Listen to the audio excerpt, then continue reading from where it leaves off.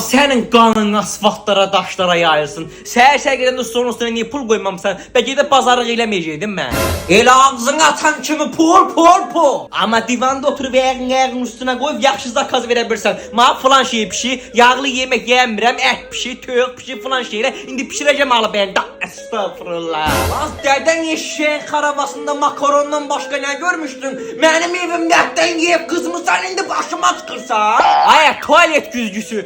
Dədəm qədər qriyyətim var sənin. Dədəm gündə evə şulu ət alıb gətirirdi. Sənin evində yerəm makaron. Avtomat deyil, bir tatar.